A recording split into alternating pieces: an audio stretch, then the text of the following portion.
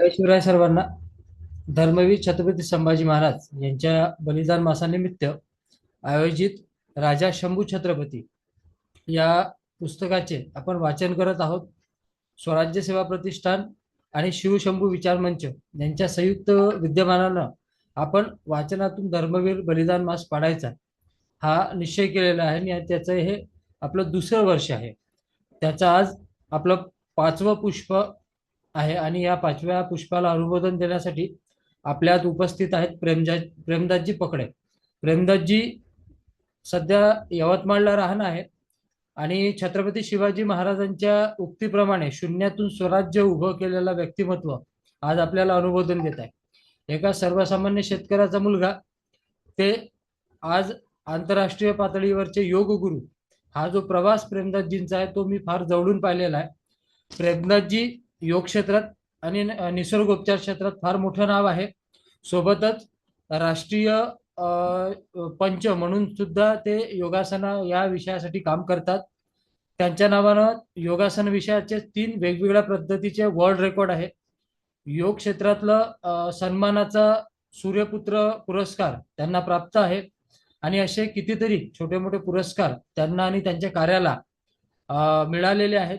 खरं तर संपूर्ण आयुष्य एका ध्येयाप्रती उजागर करणं ही फार मोठी गोष्ट असते आणि तेच काम यवतमाळमध्ये राहून प्रेमदासजी पकडे राष्ट्रीय पातळीवर योगाच्या भारतीय योग परंपरेचा प्रचार आणि प्रसाराचं काम करतात.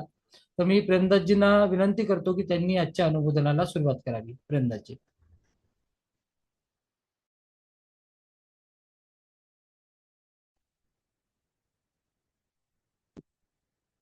खूप खूप धन्यवाद प्रतीक सर.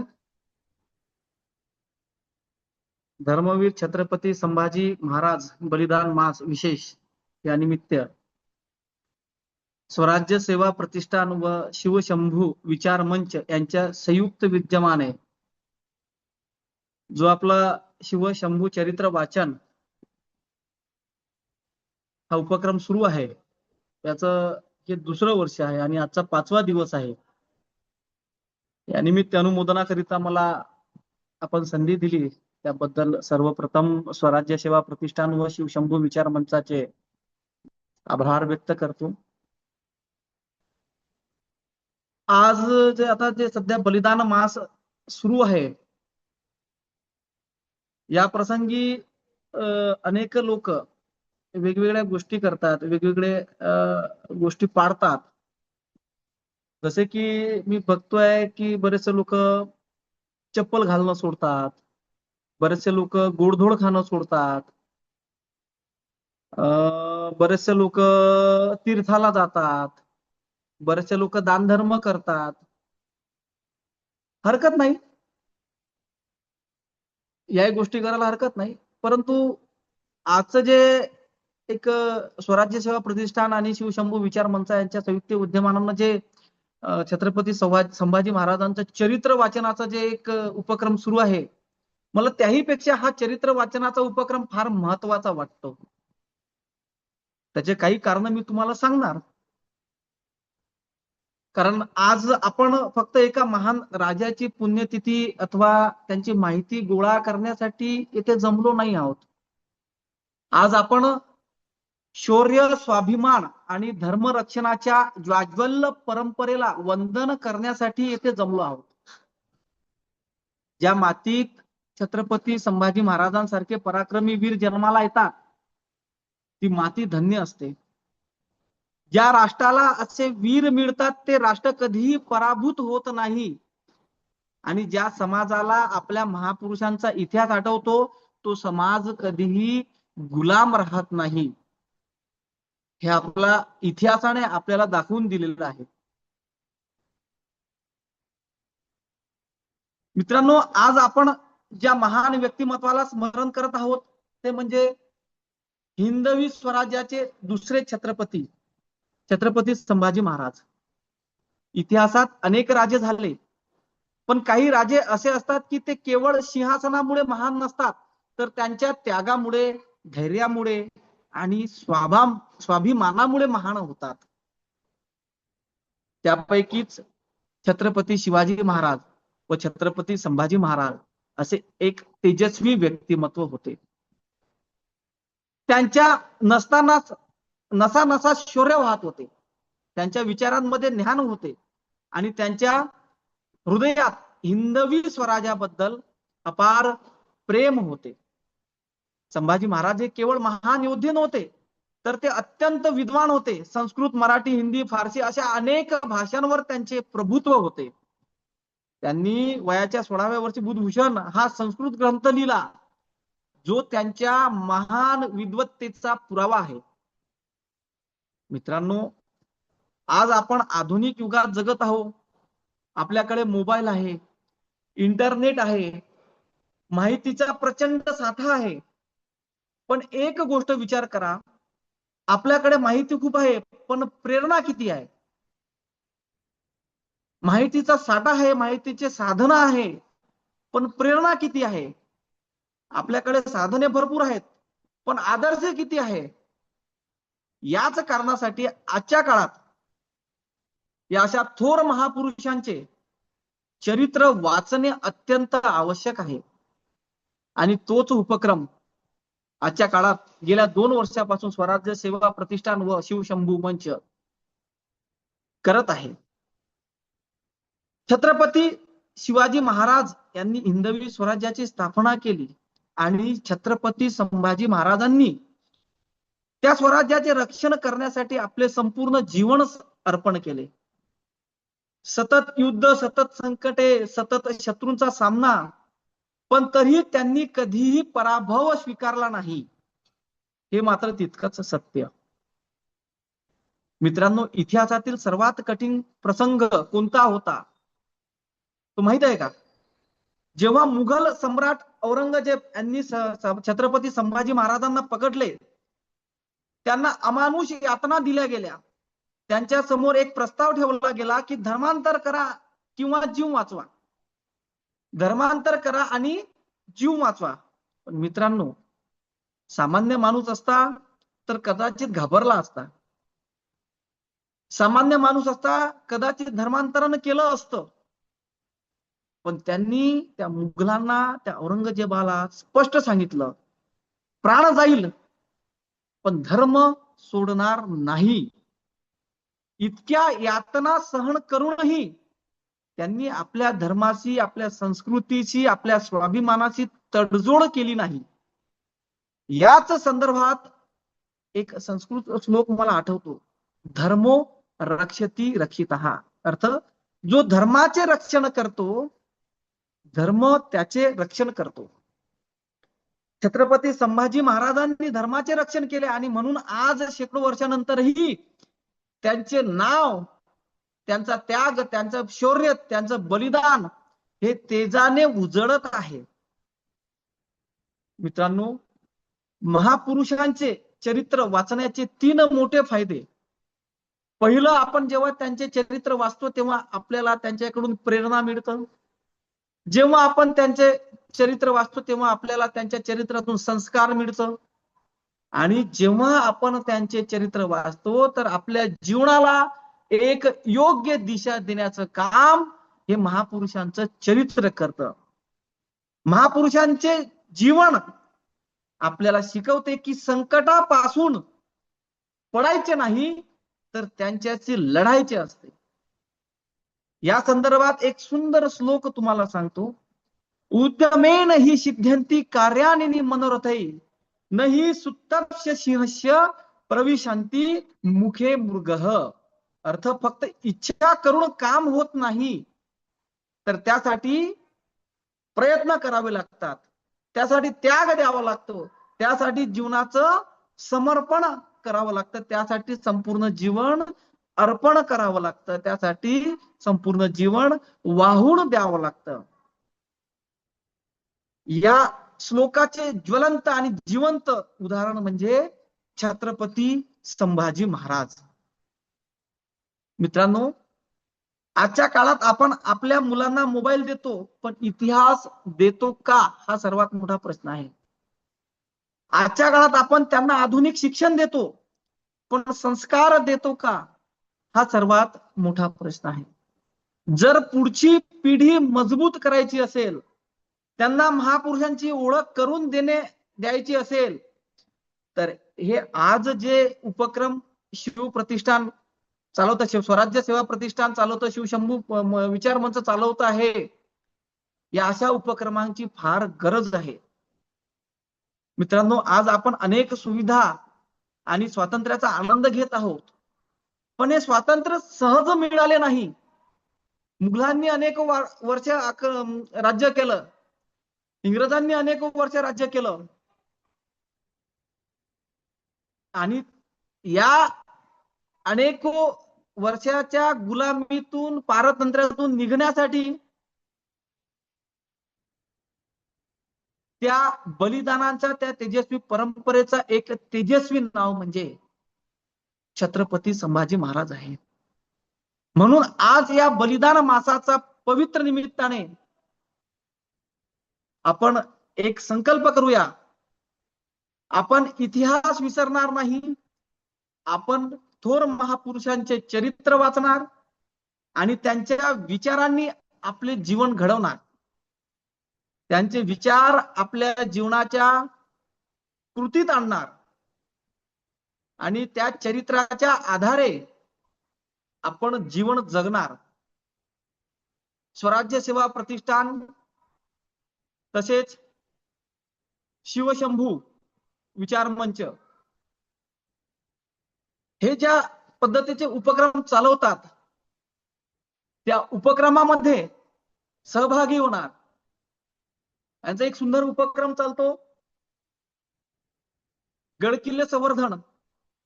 अनेक गडकिल्ल्यांचं संवर्धन करतात. त्या गडकिल्ल्या संवर्धनामध्ये सहभागी होऊन आपल्या या मराठी अस्मितेला, मराठी संस्कृतीला जोपासणार आणि छत्रपती शिवाजी महाराजांनी व छत्रपती संभाजी महाराजांनी दिलेला वारसा हा पुढे नेण्यात सहकार्य करणार. शेवटी माझ्या या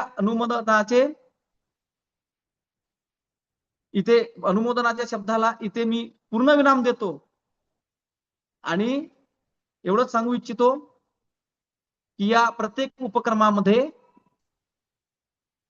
माझा व माझ्या सहकार्यांचा सक्रिय सहभाग राहील. जय जिजाऊ, जय शिवराय, जय शंभूराजे. भारत माता की जय. धन्यवाद. धन्यवाद प्रियंदजी. आपण अगदी सुंदर असं मार्गदर्शन आम्हा सर्वांना केलं. इतिहासाची आवश्यकता का, इतिहास का जाणून घेतला पाहिजे आणि त्या इतिहासातून आपली येणारी पिढी कशी घडली पाहिजे, या तीनहीची अतिशय मार्मिक पद्धतीनं आपण आम्हाला मार्गदर्शन केलेलं आहे. त्याबद्दल आपलं धन्यवाद. यानंतर वाचन सत्राची लिंक आपल्या ग्रुपवर टाकली जाईल, तरी सर्वांनी ही लिंक रिमूव्ह करून वाचन सत्राच्या लिंकला जॉईन करावं आणि त्यानंतर आपण 5व्या पुष्पाचे वाचन सुरू करणार आहोत. जय शिवराय. सर्वांना जय शिवराय. स्वराज्य सेवा प्रतिष्ठान द्वारा आयोजित आणि शिवशंभू विचार मंच यांच्या संयुक्त विद्यमानाने आयोजित धर्मवीर छत्रपती संभाजी महाराज यांच्या बलिदान मासानिमित्त गेल्या 2 वर्षापासून आपण छत्रपती शंभूराजांचं चरित्र वाचून हा बलिदान मास पाळतोय. मित्रांनो, आज 11 मार्च. खरं तर 11 मार्च या दिवशी तारखेनुसार, इंग्रजी तारखेनुसार आपल्या छत्रपती संभाजी महाराजांची क्रूर हत्या झाली होती आणि आपल्याला माहिती आहे की त्यांच्या त्यागामुळं, त्यांच्या त्या पराक्रमामुळं आणि त्यांच्या त्या स्वतःला आपल्या देशभक्तीच्या आणि राष्ट्रसेवेच्या यज्ञकुंडात त्यांनी हसत हसत झोकून दिलं आणि त्यामुळं आपला हा जाज्वल्य इतिहास उभा राहिलेला आहे आणि आपलं भविष्य इतकं सुंदर आपल्याला जे पाहायला मिळत आहे त्याचं कारण छत्रपती संभाजी महाराज आहे. खरं तर हाच तो काळा दिवस होता ज्या दिवशी आपल्या छत्रपती संभाजीराजांचं शिरच्छेद केला, त्याला भाल्याच्या फाळाला अटकवलं आणि संपूर्ण शहरात अक्षरशः त्याची धिंड काढली आणि आपल्या महाराजांचं शरीराचे तुकडे तुकडे करून भीमा नदीच्या त्या संगमात अक्षरशः फेकून दिल्या गेले. खरं तर महाराजांचं हे सर्व बलिदान जे आहे ते आपण येणाऱ्या पुढच्या प्रकरणात बघणार आहोत. पण आज आपल्या महाराजांचं तारखेनुसार बलिदान झालेलं आहे आणि त्यामुळं मी महाराजांच्या चरणी नतमस्तक होतो आणि आजच्या वाचनाला सुरुवात करतो. प्रकरण 10. जंजिरेकर सिद्धी कोंडला. हिंदवी स्वराज्याची पाळमुळं पार खाणून काढण्यासाठी औरंगजेब पूर्ण शक्तीनिशी सहकुटुंब सहपरिवार आप्त स्वकीयांसह दक्षिणेत उतरला होता. ही बघा त्याच्यासोबत निघालेली काही मंडळी. हा औरंगजेबाचा ज्येष्ठ पुत्र शहजादा मुअज्जम, हा त्याचा दुसरा पुत्र शहजादा आजम, हा शहजादा कामबख्श, औरंगजेबाचा अतिशय लाडका पुत्र. हे शहजादे मुदुज्जिद्दून आणि बेदार बख्त, औरंगजेबाचा तळपदार नातू, हा असद खान, औरंगजेबाच्या मावशीचा नवरा, हा जुल्फिकार खान, औरंगजेबाचा मावस भाऊ, हा औरंगजेबाचा मावस बहिणीचा मुलगा बक्षी रहुल्ला खान, हा खान जात खान, बक्ष रहुल्ला खानचा मुलगा, हा औरंगजेबाचा दूध भाऊ बहादूर खान कोलताश, हा त्याचा पुत्र हिम्मत खान, आणि हे औरंगजेबाचे शमशेर बहादूर वफादार सिपे सालार सेनापती शहाबुद्दीन उर्फ गाजीउद्दीन फिरोज जंग, अहमद आमीन, बक्ष बरामद खान, हसन अली खान, रणमस्त खान, दाऊद खान पन्नी, इमाद खान, मातब्बर खान, जान खान निसार खान, तवाहुर खान, मोहम्मद मुराद खान, तरबियत खान, खुदा बंदा खान, मनसूर खान, फतेउल्ला खान, मुनिम खान, याशिवाय किशोरसिंह हाडा, रामसिंह हाडा, अनिरुद्धसिंह हाडा, राव दलपत बुंदेला आणि असे कितीतरी. शंभूराजांना बुडवण्यासाठी आलेला औरंगजेबाचा एकूण सेनासागर होता 3 लक्ष घोडदळ, 4 लक्ष पायदळ, दारूगोळा बेमुदलक आणि खजिना छकड्यात छकडे द्रव्याचे भरोनी कोटी शहा, म्हणजे कित्येक कोटीचा खजिना त्यांनी सोबत आणलेला होता, त्याच्याबरोबर चालत होता. याशिवाय जनानखाने, बुगणे, बेलदार, कामगार, वंजारी, असंख्य उंट, हत्ती, बाजार हे वेगळेच. तुलनेत शंभूराजांचं हिंदवी स्वराज्य सर्वच बाबतीत कमकुवत होतं. कवी कलश, हंबीरराव मोहिते, केशोत्रिमल, निळोपंत पेशवे, प्रल्हाद निलाजी, मानाजी मोरे, रूपाजी भोसले असे बोटावर मोजता येण्यासारखे अपवाद सोडले तर कोणाचाच विश्वास धरता येत नव्हता. स्वराज्याचं सेनाबळ जेमतेम 30,000 ते 40,000 होतं. द्रव्याचा तुटवडा 5वीलाच पुजलेला होता. स्वराज्य होतच केवढं? आजच्या महाराष्ट्राच्या जेमतेम 1/5. त्याचा गोळा होणारा वसूल आणि मोगली मुलखाची लूट ही स्वराज्याच्या उत्पन्नाची मुख्य साधन. अशा स्वराज्याचं पाळमुळं खोदून काढायला कितीसा वेळ लागणार? औरंगजेबाला स्वतःच्या बळावर पूर्ण विश्वास होता. त्यातून त्यानं निघताना जिहादचा नारा बुलंद केला होता. जिल्कात महिन्याच्या 20 तारखेला औरंगजेब बुरहानपूर येथे अब्दुल लतीफच्या दर्ग्यासमोर हजर झाला. इस्लामच्या शत्रूचा नाश करण्यात आपल्याला सहाय्य मिळावे म्हणून त्यांना तिथं करुणा भाकली. बादशहानं जाहीर केलं, ही मोहीम काढण्याचा माझा हेतू केवळ जिहाद आहे, कारण या सेवेनं अल्लाह व पैगंबर संतुष्ट होत. त्या दृष्ट आणि नरक ज्याच्या नशिबी आहे अशा काफरच्या बच्चाला म्हणजे शंभूराजांना जिवंत ठेवण्यापेक्षा नाहीसा केला पाहिजे, असं औरंगजेबाचं सुरुवातीपासूनचं ठाम मत होतं. बुरहानपूर मुक्कामात मोहिमेची सर्व तयारी सुरू झाली असताना बादशहानं स्वराज्याची सर्व बाजूने कोंडी करण्याची व्यूहरचना केली. शहजादा अज्जमला त्यानं औरंगाबादला रवाना केलं. बहादूर खान कोलताश औरंगाबादला होता. त्यानं आपलं ठाणं बहादूरगडाकडे हलवावं अशी आज्ञा झाली. हसन अली खानची कोकणात रवानगी केली गेली. जंजिरेकर सिद्धी आणि गोवेकर पोर्तुगीजांकडेही शाही वकील रवाना झाले. त्यांनी शंभूराजांच्या प्रदेशाची पूर्ण नाकाबंदी करून त्यांचे मुलकाचे लचके तोडावे असं बादशहानं फरमावलं. असा खासा औरंगजेबही बुरहानपूर सोडून दक्षिणेत निघाला आणि औरंगजेबाच्या इशाऱ्यावरून जंजिरेकर सिद्धीची वळवावळव सुरू झाली. औरंगजेब दक्षिणेत औरंगाबादला पोहोचण्यापूर्वी आपण शंभूराजाचं स्वराज्य कुरतडून जमेल तेवढा प्रदेश जिंकून घ्यावा असा विचार करून सिद्दी कासम आणि सिद्दी खैरत खान यांनी हालचाली सुरू केल्या. जंजिरेकर सिद्धी महाराजांच्या काळापासून अतिशय तापदायक ठरलेला शेजारी होता. घरात जसा उंदीर असावा तसा मध्यम उंचीचे काळे कुळकुळीत सिद्धी अतिशय चिवट, धाडशी व क्रूर होते. कोकणपट्टीची पश्चिम किनारपट्टी सिद्ध्यांनी स्वतंत्र वसाहत स्थापन केली होती. तिला हापसान म्हणून ओळखले जाईल. सुमारे 325 चौरस मैल क्षेत्रफळाचं हे हापसान 8 टप्प्यात विभागलं होतं. हापसांची उत्तर सीमा म्हणजे कुंडलिका नदी आणि रोहिड्याची खाडी, दक्षिण सीमा सावित्री नदी किंवा बाणकोटाची खाडी, पूर्वेला कुलाबा जिल्ह्यातील रोहा, माणगाव व महाड तालुक्यातील काही भाग, तर पश्चिम किनाऱ्यावर अरबी समुद्र होता.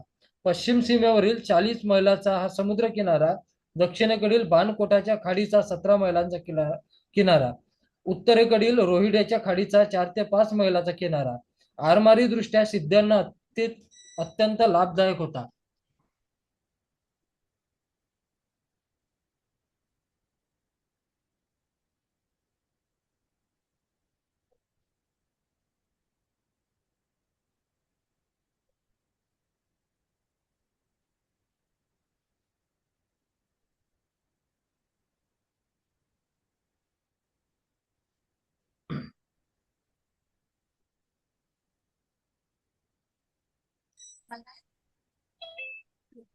आता आवाज गेलेला. हो हो, एक मिनिट आवाज फक्त. नाही येत आहे. एक मिनिट, एक मिनिट.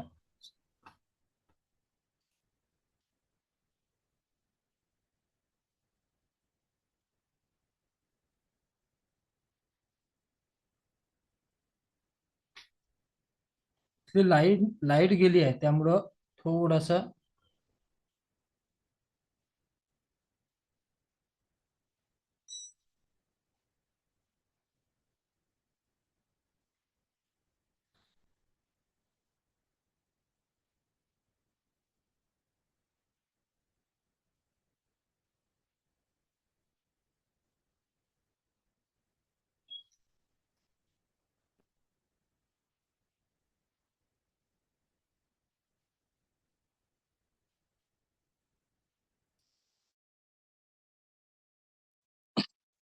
जय शिवराय, आवाज येतोय? आवाज येतोय.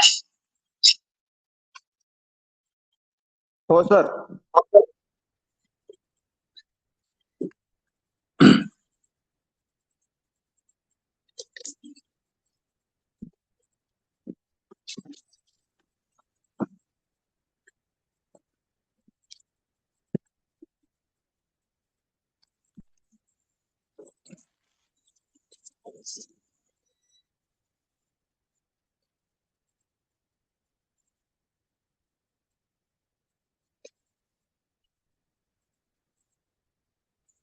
सिद्ध्यांचं मुख्य ठिकाण होतं मुरुडचा जंजिरा. दंडराजापूरच्या खाडीत उभा असलेला जंजिरा अर्धा मैल लांब, 1.5 मैल परिघाचा.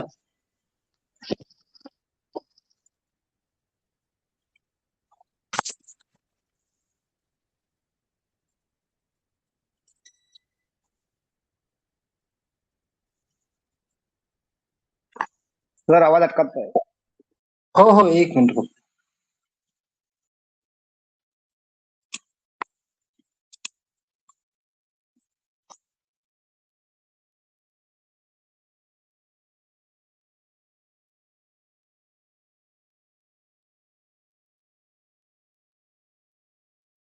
दीड मैल परिघाचा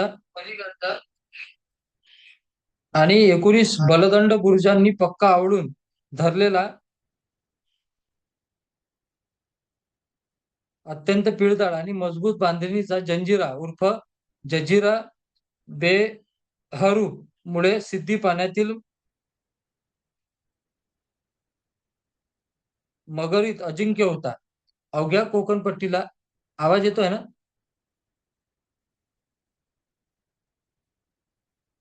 हो सर, अवघ्या येतोय, क्लिअर येतोय. कोकणपट्टीला या सिद्ध्यांच्या तेगीचा धाक होता. वाघाशेजारी बांधलेल्या कोकर रागात सारी कोकणपट्टी दिन झाली होती. सिद्ध्यांच्याच दर्यावर फिरत होते. तिखट नजरेनं किनाऱ्यावरची गावं टेहाडू लागत, देखण्या लेकी सुनांकडे पाहून जिभल्या चाटू लागत आणि रात्री बिरात्री नव्हे तर दिवसा डोळ्याही धाडी घालत कुळगिरे लेकी सुनांच्या किंकाळ्या भरून जायच्या. घरची माणसं विव्हळत पडायची. तरणाट्या बायाबापड्यांना हे नरपशु तलवारावर पळवून न्यायचे. भर दर्यात त्यांच्या अब्रूचे धिंदवडे काढायचे आणि भोगून झालं की सागरात लोटून द्यायचे. पुन्हा काहीही लेख कुणाला दिसायची नाही.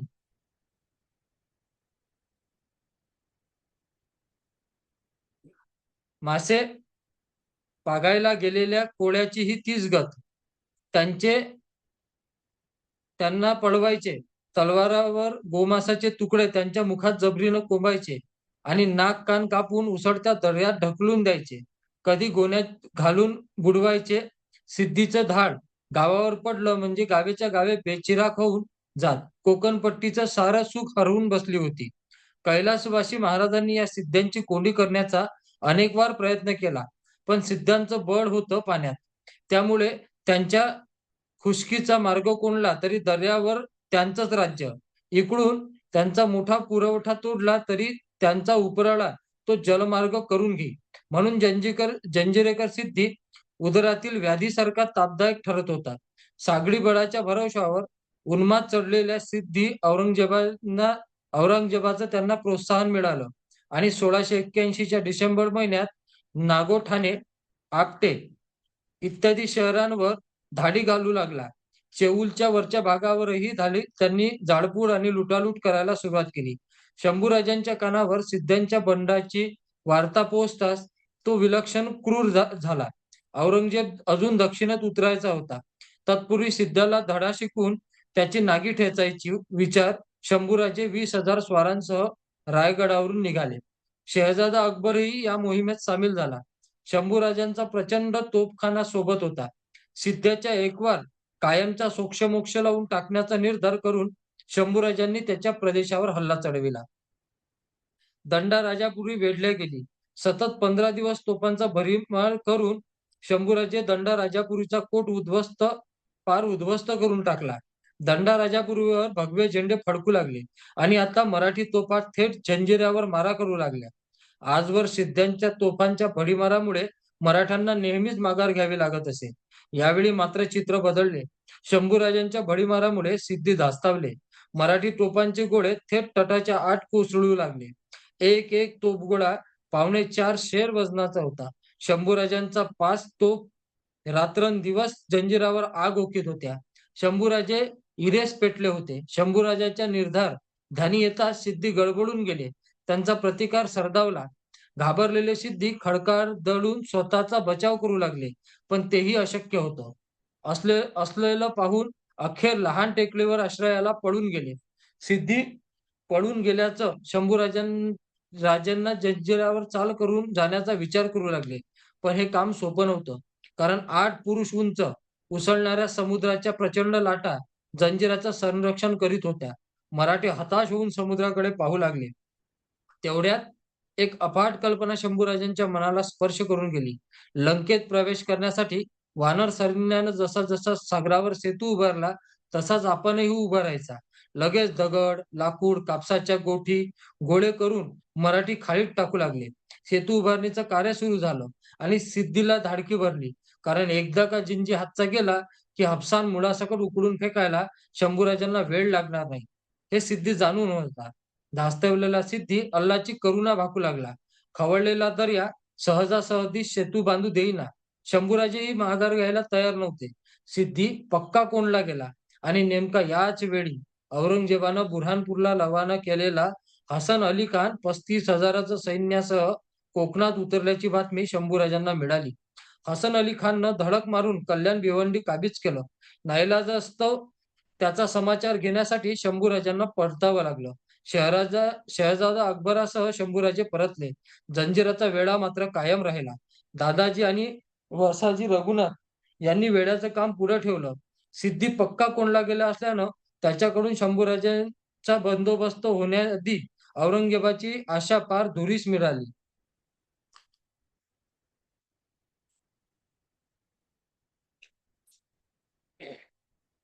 हसन अली खान कल्याण भिवंडीच्या भागात धुमाकूळ घालू लागला. जाळपोळ करून त्यानं त्या भागातले दशसहस्र उत्पन्न लुटण्याचा प्रयत्न केला. तेवढ्यात शंभूराजे त्याच्यावर तुडून पडले. अलमानजिकी लढाई जुंपली. शंभूराजांचा आवेश जबरदस्त होता. शेकडो मोगल कापले गेले. खासा हसन अली खानही जबर जखमी झाला. त्याचा सरदार जाधवराय दखनी ठार झाला. अखेर भयभीत होऊन खान पळाला. कल्याणवर पुन्हा भगवा फडकू लागला.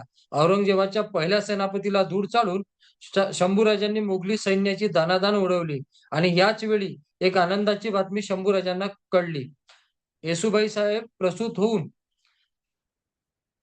त्यांना पुत्ररत्न प्राप्त झालेलं होतं. दिनांक होतं 18 मे 1682.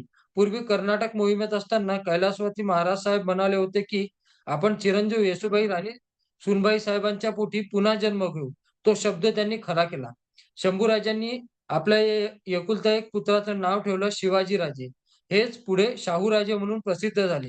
औरंगजेब स्वतःच्या बुडणाऱ्या सीमेवर ठाण मारून बसला असताना शिवाजीराजे पुन्हा जन्मास आले. 11वं प्रकरण किल्ले रामसेज. हसन अली खानचे शंभूराजांनी पहिल्या सलामीत पराभव केला. बहादूर खान कोलताश मराठ्यांवर पाळत ठेवण्यासाठी बहादूरगडावर ठाणं मारून बसला होता. पण मराठ्यांनी त्याला एका जागी स्थिर राहूच दिलं नाही. शंभूराजांनी मोगली मूर्खावर धाड घालण्यासाठी अनेक आघाड्या उघडल्या. नगर, नाशिक, औरंगाबाद अशा वेगवेगळ्या ठिकाणी वेगवेगळ्या भागात मराठी तुकड्या मोगली सैन्याची लांडगेतोड करत होता. मराठ्यांच्या धुमाकूळाचा बंदोबस्त करण्यासाठी बहादूर खानला कधी इथं तर कधी तिथं असं सतत धावावं लागत होतं.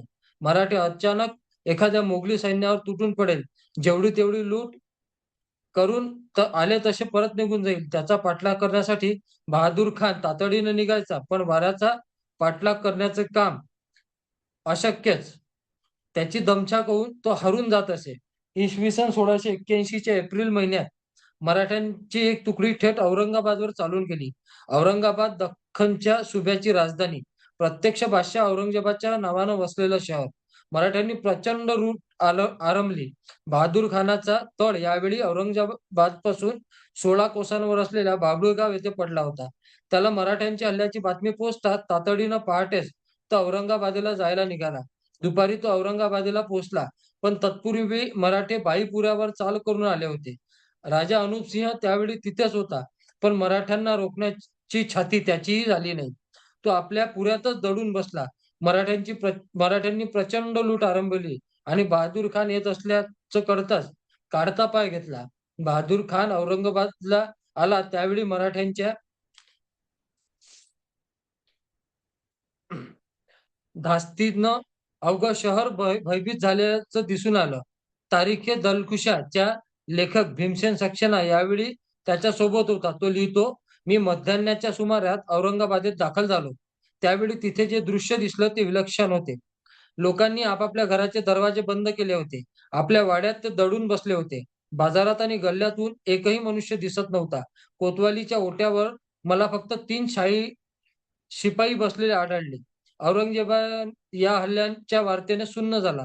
त्यानं बहादूर खानला मराठ्यांच्या आक्रमणापासून या शाही राजधानीचं रक्षण करण्यासाठी शहराभोवती तटबंदी बांधण्याची आज्ञा केली. शहजादा अकबरानं औरंगजेबाला पाठवलेल्या एका पत्रात या हल्ल्याचा उल्लेख करताना लिहिला आहे, औरंगाबाद हे शहर आपल्या नावाने बसवण्यात आले आहे, पण शत्रूच्या सैन्याच्या अवघाताने ते पाऱ्यासारखे अस्थिर झाले आहे.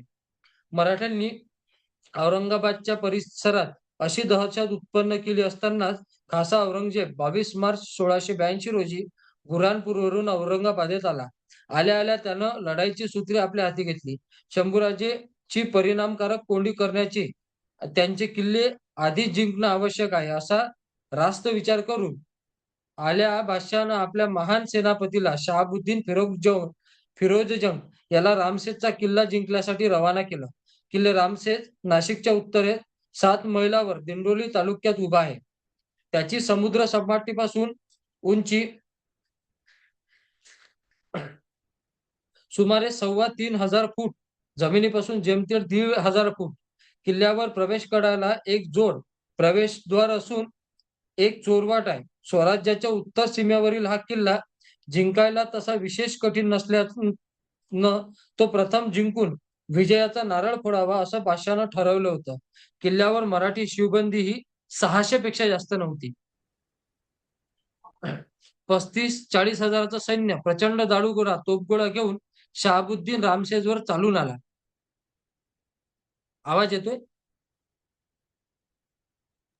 हा येते दादा, बरोबर आहे. हो सर. हो सर. हो. आवाज येतोय का?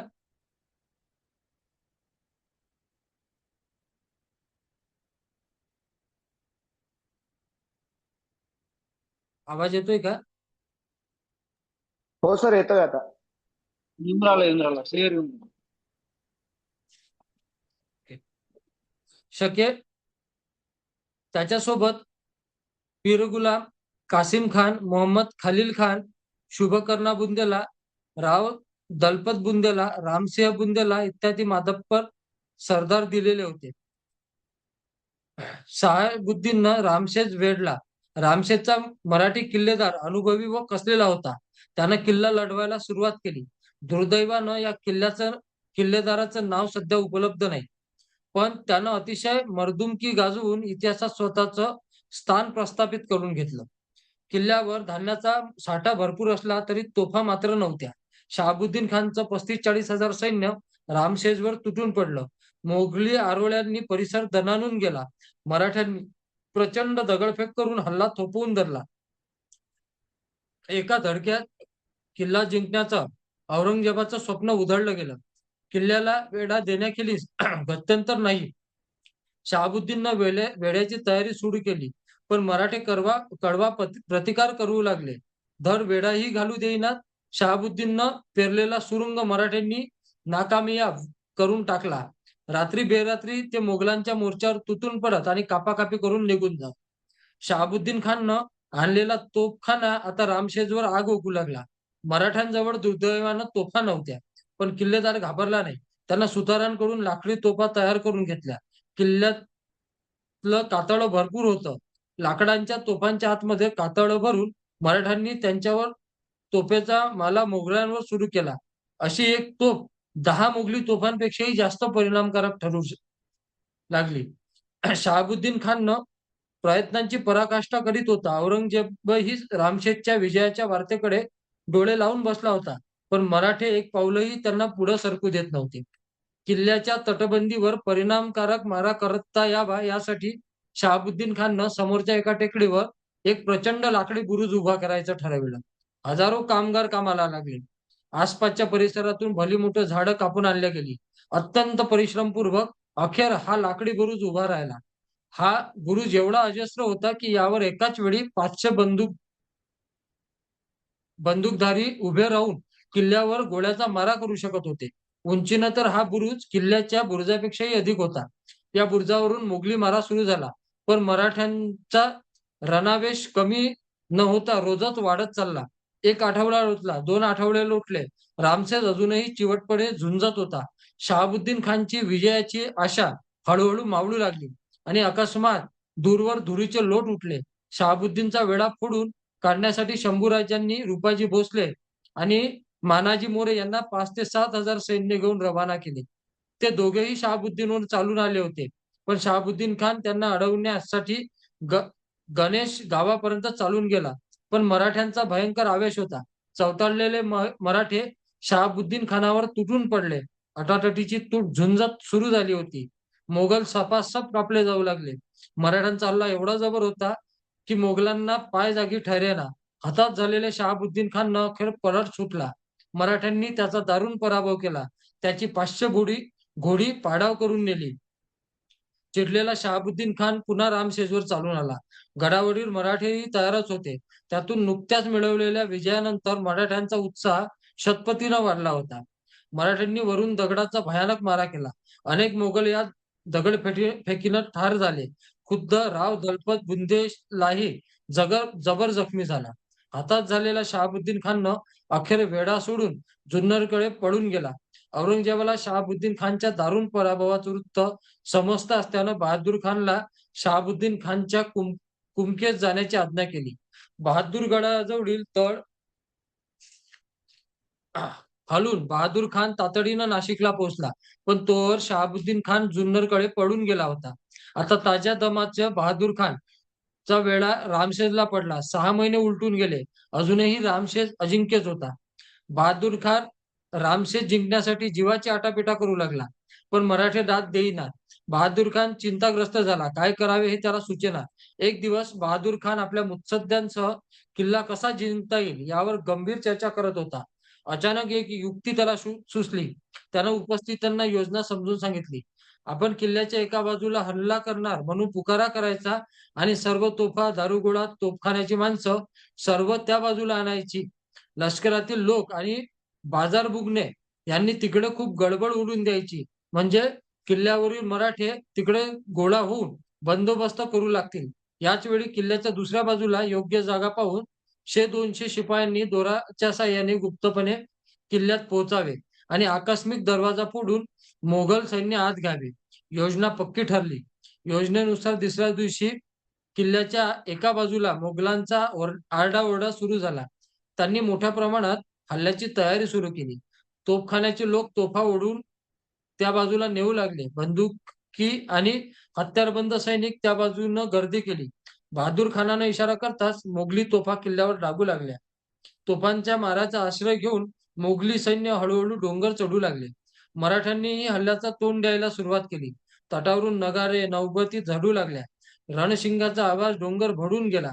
मोगल किल्ल्याला भिडलेले पाहताच हर हर महादेव गरजत मराठ्यांनी वरून मारा सुरू केला. मोठमोठ्या आकाराचे दगड त्यांनी वरून ढकलायला सुरुवात केली.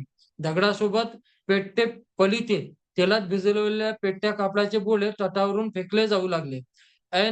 युद्ध ऐन रंगात आलं आणि त्याच वेळी बहादूर खानाचे निवडक 150 ते 200 माणसं ठरल्यानुसार किल्ल्याच्या पिछेडीकडे पोहोचली. 2 सैनिकांनी दोरखंड कमरेला बांधून वानर डोंगर चढतात तशा हातांच्या साहाय्याने डोंगर चढू लागले आणि अतिशय कष्टानं हे सर्व डोंगर चढून गेले. सुदैवानं त्यांना मराठ्यांकडून कुठलाच अडथळा आला नाही. तटावर चढताच त्यांनी सोबत आणलेले दोरं खाली सोडले आणि मुंगळ्यांप्रमाणे त्या दोरखंडांना चिकटलेली 150 ते 200 सैनिकांची रांग डोंगर वर चढायला सुरुवात केली. समोरच्या बाजूला अरेतुरेची लढाई सुरू असली तरी बहादूर खानासकट सर्वांचं लक्ष या लढाईकडेच लागलेलं होतं. थोड्याच वेळात आपले शूर सैनिक तटावर पोहोचतील आणि रामशेजच्या किल्ल्याचा दरवाजा उघडून आपल्याला आत घेतील अशी आशा त्यांना वाटत होती. पिछाडीचे सैनिक हळूहळू डोंगर वर चढू लागले. अर्धा अधिक डोंगर चढून ते वर गेले. तटावरील 2 माणसं दोर आवडून धरून उभी होती. एवढ्यात मागून खाडकन त्यांच्या डोक्यावर सोटे आदळले. हा आघात एक जबरदस्त होता की दोघांचेही डोळे बाहेर आले. दोघेही खोल दरीत भिरकावले गेले आणि दोरीच्या साहाय्यानं वर चढून येत असलेली माणसंही आधार निकोळून पडल्यानं दरीत कोसळली. बहादूर खानाचा डाव चांगलाच अंगलट आला. आता मराठ्यांनी दुप्पट जोमानं मोगलांवर मारा करून त्यांची जायबंदी करायला सुरुवात केली. निमूटपणे बहादूर खानाला माघार घेणं भाग होतं. औरंगजेब मात्र माघार घ्यायला तयार नव्हता. हर तऱ्हेनं कोशिश करून रामशेष फत्ते झालाच पाहिजे म्हणून त्यानं खानाच्या मागे तगाजा लावला. बहादूर खानही प्रयत्नांची पराकाष्ठा करीत होता, पण मराठी एकही पावलं पुढे टाकू देत नव्हते. दगड खाता खाता कसाबसा वेढा सुरू होता. अजूनही काहीच मार्ग सापडत नव्हता. एक दिवस बहादूर खान चिंताग्रस्त अवस्थेत आपल्या छावणीत बसलेला असताना एक मोत्तदार त्याच्याकडे आला. तो म्हणाला, भूते वश करण्याच्या कामात मी तरबेज आहे. तुम्ही फक्त 100 तोळे वजनाचा साप मला तयार करून द्या. तो माझ्या हाती द्या आणि मी हल्ल्याच्या वेळी मला आघाडीला ठेवा. मी तुम्हाला कोणतीही अडचण येऊ न देता भूताच्या मदतीने प्रवेशद्वारापर्यंत घेऊन जातो. प्रवेशद्वारापर्यंत पोहोचताच आकस्मिक हल्ला चढून तुम्ही रामशेज जिंकू शकाल. मानवी उपाय करून थकलेला बहादूर खान भूताचा उपाय करून पाहायला तयार झाला. उत्साहानं त्यानं सोनाराला साप बनवून दिला. मोत्तदारानं तो मंत्रानं भारून छातीशी कवटाळला. तो रामशेजकडे निघाला. पाठोपाठ मोगली सैनिकही सज्ज होऊन जाऊ लागले. मराठे तटावरून ही मोगली करामत गमतीनं पाहत होते. किल्लेदारानं या मोगली मिरवणुकीला डोंगर चढून बरंच पुढे सरकू दिलं. भूतानं भरलेल्या मोगली सैन्याचा उत्साह वाढवला. सर्वजण मोत्तदाराचं कौतुक करू लागले. त्याची छाती अभिमानानं फुगून गेली आणि एवढ्यात तटावरून गोपनीतून भिरकावलेल्या कवठाच्या आकाराचे दगड दन दन दन दन मोत्तदाराच्या छातीवर आदळले. या रट्ट्यानं सोन्याचा नाग दूर भिरकावला जाऊन मोत्तदार खाली कोसळला आणि आता हर हर गरजत खवळलेले मराठी रुद्र मोगली भूतांवर तुटून पडले. बहादूर खानाचा साप फन्ना उडाला. औरंगजेबाला रोजच रामशेजकडील मोगली पराभवाचे वृत्त कळत होते. वेळा देऊन 1 वर्ष लोटलं. 2 मातब्बर सेनापती रामशेजची टक्कर घेऊन थकले होते. लक्षावधी रुपयाचा चुराडा उडाला. दारुगोळा अगणित वाया गेला. मनुष्यांचीही जबरहानी झाली. चिडलेल्या औरंगजेबानं बहादूर खानाची बोचऱ्या शब्दात संभावना करून वेढा सोडून निघून यायला सांगितलं. मराठ्यांच्या तुफानी दगडफेकीनं आधीच जखमी झालेला बहादूर खान बादशाहच्या जोमणाऱ्या शब्दांना आणखी घायाळ झाला. बादशाहनं वेळा उठून परत येण्याची आज्ञा केली. याचा अर्थ हे काम तुझ्याकडून होऊ शकत नाही असं बादशाहला सुचवायचं होतं. प्रामाणिकपणे आपण तेवढ्याच वेड्याचं काम सुरू ठेवूनही बादशाहनं आपल्या अशी संभावना केल्याचं पाहून बहादूर खान संतापला. त्यानं वेढा गुंडण्याची आज्ञा केली. मोगली छावण्या गुंडाळल्या जाऊ लागल्या. तोफांची तोंड मागे वळाली. रागारागानं गाशा गुंडाळून बहादूर खान परत जायला निघाला. तेवढ्यात त्याचं लक्ष शहाबुद्दीन खाननं उभारलेल्या त्या प्रचंड लाकडी बुरुजाकडे गेलं. बहादूर खानाला काय वाटलं कुणास ठाऊक, तो एकदम ओरडला, जला दो, जला दो इस दमदमे को. बहादूर खानच्या आज्ञेवरून मोगलांनी त्या लाकडी बुरुजात उरला सुरला जाडूगरा भरून त्याला आग लावून दिली. अफाट खर्च करून शहाबुद्दीन खाननं उभारलेला त्या अजस्र बुरुजाची होळी पेटली. बहादूर खानानं औरंगजेबाचा राग लाकडी बुरुजावर काढला. मराठे तटावरून होळी पाहत होते. त्यांनी नगारे करणे वाजवायला सुरुवात केली. बहादूर खानाकडे हातवारे करून त्यांनी होळीच्या बोंबही ठोकायला सुरुवात केली. बहादूर खानाला परत बोलवून औरंगजेबानं कासिम खान किरमानी याला तडफदार सरदारला रामजे शिंकवण्यासाठी पाठवलं. तोही काहीच करू शकला नाही. बहादूर खानचा मातब्बर सेनापती पाठ फिरून माघारी गेल्याचं वृत्त शंभूराजांना कळलं. त्यांचा ऊर अभिमानानं भरून आला.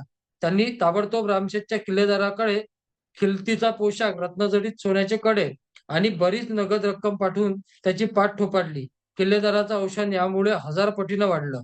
मात्र आपलं दुर्दैव असं की या किल्लेदाराचं नावही कोणी लिहून ठेवलं नाही आणि त्याची पराक्रमाची गाथाही टिपून ठेवली नाही. शत्रू पक्षाच्या लेखकाकडून रामशेठची गाथा आपल्याला माहिती होते. रामशेठच्या या अज्ञात किल्लेदाराप्रमाणे अनेक अज्ञात वीर शंभूराजांच्या खांद्याला खांदा लावून औरंगजेबाला सळो की पळो करून सोडित होते. रामशेठचा पराभव औरंगजेबाच्या जिवारी जोमला होता. एवढा की संतापलेल्या बादशाहनं आपल्या डोक्यावरची पगडी फेकून दिली आणि घोर प्रतिज्ञा केली, जोवर या काफर बच्च्यास पकडणार नाही व ठार मारणार नाही तोवर पुन्हा पगडी डोक्यात ठेवणार नाही. औरंगजेबाच्या थयथयाटाने कडे पाहून किल्ले रामशेठ मिस्किलपणे हसत होता. निकरानं मोगलांशी झुंजत होता. 1 वर्ष लोटलं, दुसरं वर्ष लोटलं, तिसरं, चौथं. 5 वर्ष झाली. रामशेठच्या खांद्यावर भगवा अजूनही ताठ मानेनं फडकत होता. इथं आपलं 11वं प्रकरण संपुष्टात आलं. मित्रांनो, आपल्याला माहित आहे की आपल्या ग्रुपमध्ये इतके सगळे लोक असून सुद्धा या वाचनाला फार कमी लोक जुडतात. पण मी सांगितल्याप्रमाणे महाराजांची मुठभर मावळे अख्ख्या लाखोची फौज घेऊन आलेला औरंगजेबाला झुकवायसाठी काफी होते. त्याच पद्धतीनं आपण जे जॉईन होतो आहेत आणि शंभूराजांचं आख्यान रोज 1 दिवस 1 तास ऐकतोय, ही फार मोठी गोष्ट आहे. खरं तर आपल्या सर्वात ती तळमळत आहे की आपल्याला शंभूराजे कळले पाहिजे. महाराजांचं नाव घेऊन, महाराजांचा जयघोष करून, महाराजांच्या नावाचे डीजे वाजवून, फ्लेक्स छापून, बॅनर छापून महाराज खरंच आपल्याला कळणार नाही. ते कळणार आहे तर अशा संशोधनात्मक चरित्रातून, आणि ते चरित्र कितीतरी मेहनत करून या लोकांनी आपल्या पुढं उभे केलेले आहे. आपल्याला माहिती आहे की वाशी बेंद्रेंनी सर्वात प्रथम शंभूराजाच्या चरित्राला न्याय दिला. त्यापाठोपाठ डॉक्टर कमल गोखले, जे आपण मागच्या वर्षी चरित्र वाचलं, त्यांनी महाराजांवर PhD करून कितीतरी परदेशातून जमा झालेल्या पत्र पहिल्यांदा त्या सगळ्यात आपल्याला पाहायला मिळते. आपल्या विजयरावांनी सुद्धा आयुष्याचे खूप वर्ष ह्या साधनेत गमावून आणि त्या साधनेचा आउटपुट आपल्या पुढे या शंभू चरित्राच्या रूपात दिलेला आहे. त्यामुळं नाही सर. बाकी लोक येत नाही, हा येत नाही, तो येत नाही, त्या फंद्यात आपल्याला पडायचं नाही.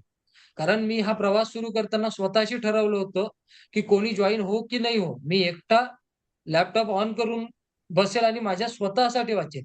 मी हे जे करतोय ते माझ्या स्वतःसाठी करतोय. मला शंभूराजांचं चरित्र ऐकायचं आहे आणि ज्यांना जॉईन व्हायचं आहे ते आपोआप जॉईन होतील. त्यामुळे हे दुःख अजिबात मनाशी बाळगून ठेवू नका की आपल्या याला कोणी जॉईन होत नाही. आपण सर्व छत्रपती शिवाजी महाराजांचे मावळे आहे. संख्येच्या भानगडीत आपल्याला पडायचं नाही. आपण जे आहेत ते इमाने इतबारे महाराजांचं काम करू. आपल्या परीनं जितकं होईल तितकी महाराजांची सेवा करू. आज आपल्या महाराजांचा तारखेनुसार बलिदान दिन आहे. महाराजांना 46 दिवस अनन्वित अत्याचार फक्त आपल्यासाठी सहन केले आहे. त्यांच्या त्या अत्याचाराच्या, त्यांच्या त्या रक्ताच्या एका एका थेंबातून आपण सर्व निर्माण झालेलो आहोत, इतकं लक्षात ठेवा. आज वडूची ती माती, ती पावन माती आपल्या सर्वांना आव्हान करते आहे शंभूराजांच्या चरित्राच्या प्रचार आणि प्रसारांसाठी.